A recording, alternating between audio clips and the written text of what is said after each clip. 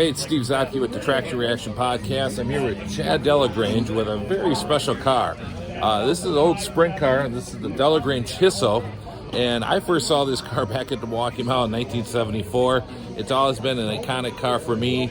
It's been at Jungle Park, but it's just, we're at Wizfest, which is a car party hosted by Bill Wiswedel in Holland, Michigan. And Chad, tell us a little bit about the car.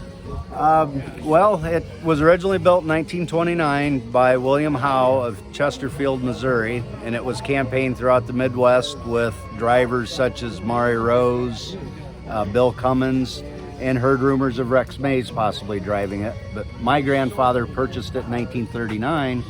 Then they run it throughout the Midwest from basically 1940 to 1953.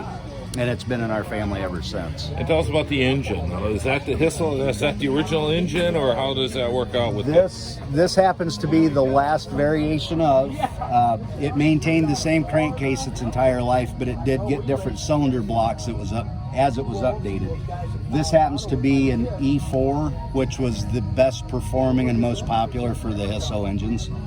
And those had a lot of torque for the cars back in the day, didn't they? Yeah, I can't give you a specific number, but yes, because it has a 5-inch 118,000 stroke with a 4 3/4 bore. It's 360 cubic inches, and it's a very low RPM motor. It run primarily under 4,000 RPM. And this is a pretty unique time in sprint car racing too, because after the war. Now this car was built before the war, but even just before the war and after the war, it wasn't like today where you put a Chevy in it and you go racing, or a Ford. Back then they were trying a lot of different things. You even had cars with Rangers, big Ranger aircraft engines, all sorts of experimentation going on, wasn't it? Yes.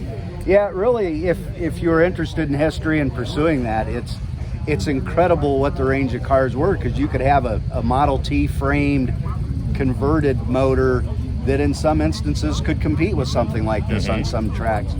But like with this particular car, if you look through the history, it really could stretch its legs on the bigger tracks. Now this never run under a half mile, but when you get to the larger facilities, get up near a mile with that bore and stroke and a low RPM, they could haul the mail on the big tracks.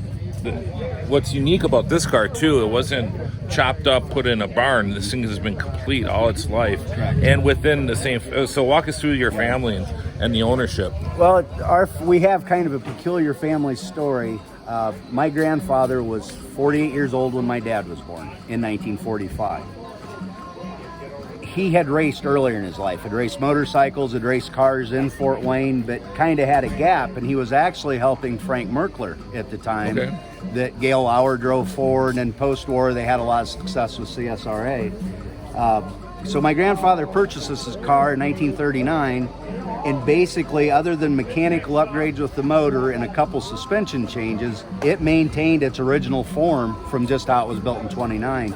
Which is very unique for this kind of car, because by post-war years, it was very heavy and obsolete, so guys would take the old cars and rebody them, get rid of the grill shell, go to lighter material for the bodies, put a headrest on them.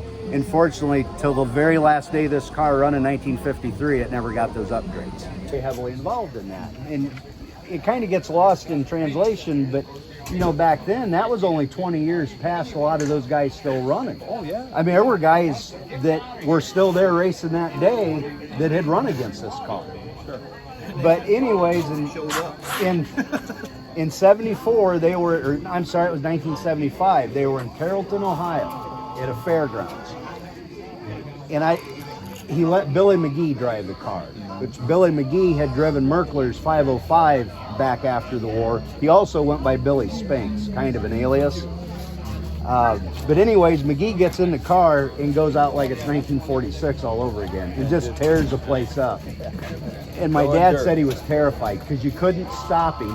He said that place had a chain link fence around it. It was a horse track, like they used to run on.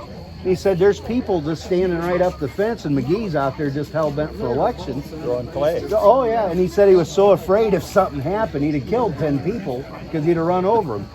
And that cured my father. This thing never run again after that. He never took it to the track. He never done it. Battery start? No, this is a pull start. Magneto ignition. It's got a twin spark Bosch on it, 2 plugs per cylinder. But with these type cars never having bumpers on them, you'd have a tow truck with a rope. And you'd wrap the rope around the front axle and the driver would hold on to it and get pulled to start. Got the pattern? I have the patterns. Wow. He went as far, now these are not it because my grandfather made these, but you're familiar with the Dayton two-wing knockoffs of the time period? He had made his own and they had an H cast in them for Howe. And then if you look in here, there's a tag on the bell housing. I have the pattern for that and it has Howe on it, but my grandfather machined it out because it was no longer Howe's car. He turned the H out of the hubcaps because it wasn't Howe's car anymore. It was his car. Well, that's a great piece. I'm very privileged to have it. And I'm just the recipient. I have nothing to do with this other than the caretaker, but I'm so grateful that it's... Good. I mean, you've got That's really neat. Well, we certainly appreciate you taking time out.